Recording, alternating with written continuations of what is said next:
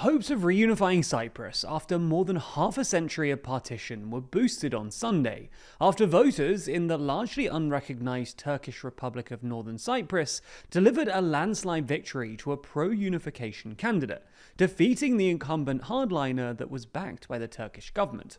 Attempts at negotiating a settlement over the divided island, split along ethnic lines with the Turkish Cypriot North and Greek Cypriot South, have languished since talks collapsed in 2017. So in this video, we're going to explain why Cyprus is split, the significant results of Northern Cyprus's recent election, and whether it might lead to reunification.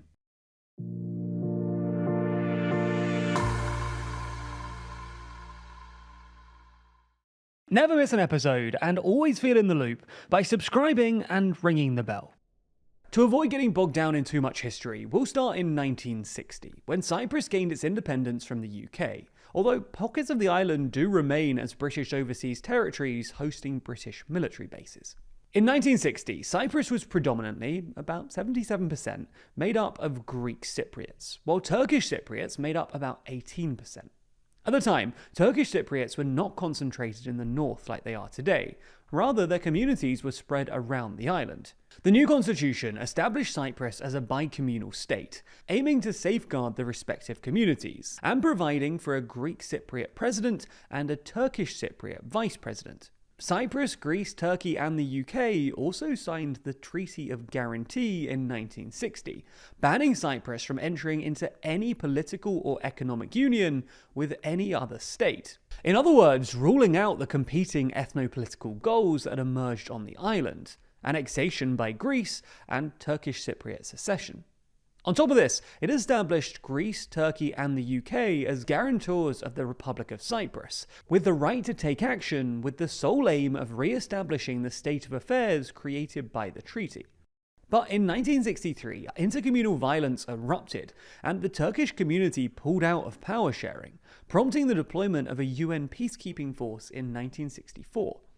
Skip ahead to July 1974, and Greece's ruling military junta backed a coup in Cyprus, raising the prospect of Greek annexation. Days later, Turkey, pointing to its role as a guarantor, invaded Cyprus in the north, quickly reaching the capital, Nicosia.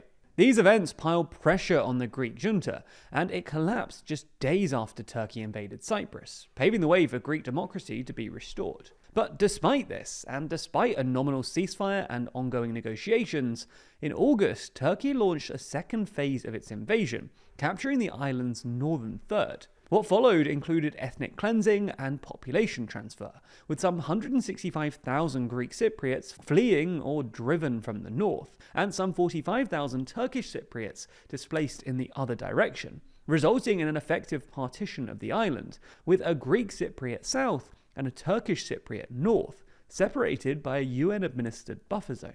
UN Security Council resolutions that called on Turkey to withdraw from Cyprus went unheeded, and in 1983, Turkish Cypriots unilaterally proclaimed the Turkish Republic of Northern Cyprus. To this day, only Turkey recognizes Northern Cyprus, while the rest of the international community recognizes the Republic of Cyprus as the legitimate government on the island. Cyprus then joined the European Union in 2004, although EU law doesn't apply in the north.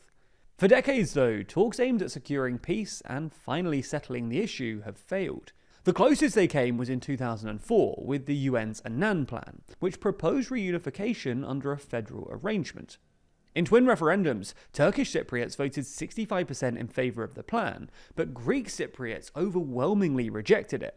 Reunification negotiations resumed in 2015, with some newfound optimism, but they collapsed in 2017 and have been frozen since then.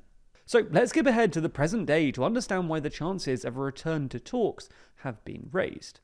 At Sunday's Northern Cyprus presidential election, centre-left opposition leader Tufan Erhuman won nearly 63% of the vote, resoundingly defeating incumbent president Ersin Tatar, who scored just under 36%. Erhuman, a law professor turned politician, is in favour of restarting UN-led reunification talks, and has pledged to explore a federal solution to the Cyprus problem, which is what the UN and international community has long supported, and would entail some sort of federation that includes both Greek and Turkish Cypriot polities.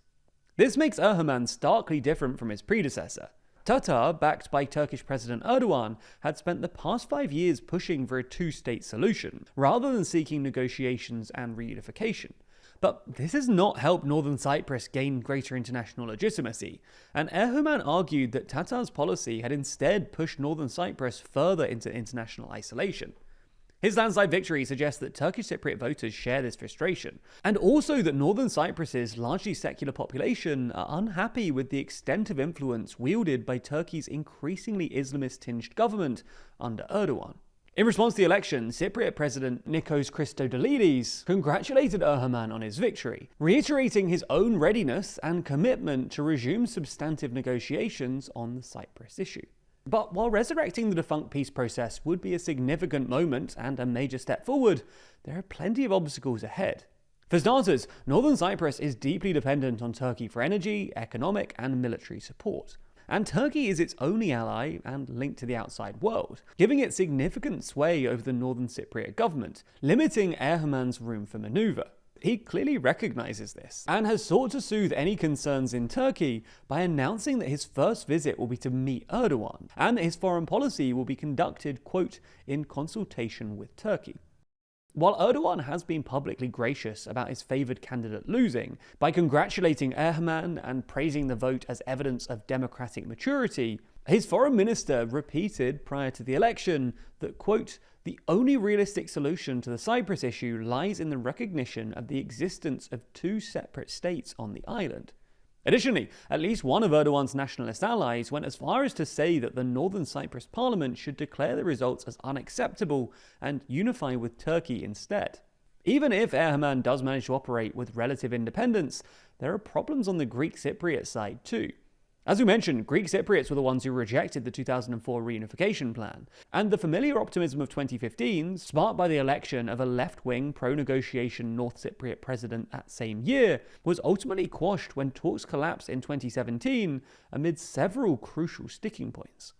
Ultimately, before any unified Cypriot federation can be established, many unresolved questions need answering. Would the tens of thousands of Turkish troops stationed in northern Cyprus stay or go? Would Turkey retain its treaty status as a guarantor? What do equal political rights mean in a nation that would be more than 70% Greek Cypriot? Does it mean veto powers for the minority Turkish Cypriots? Or would power be proportional to community populations? Would displaced people have the full right to return to their pre-partition homes? What would happen to post-partition Turkish settlers? Would lost land be returned or compensated? How would reunification interact with wider Greek-Turkish maritime disputes and the exploitation of gas deposits in the eastern Mediterranean?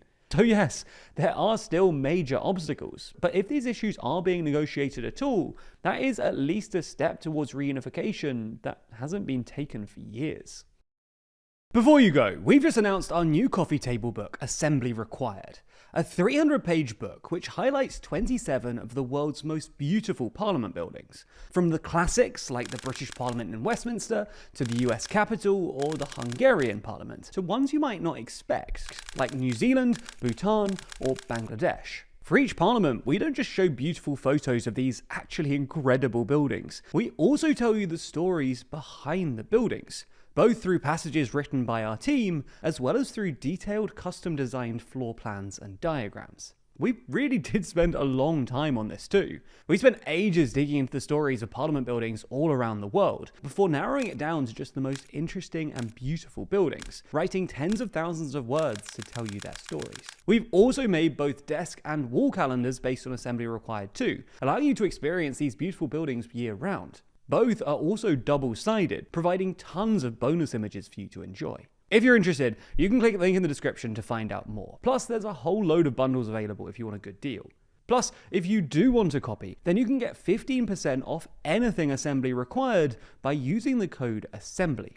That code only lasts for this week, so if you're interested, now's your time. Anyway, this is just another way that you can help fund our journalism. So if you are interested, then your support will help us to continue investing in our journalism, as well as providing free content for years to come. So as always, thank you very much.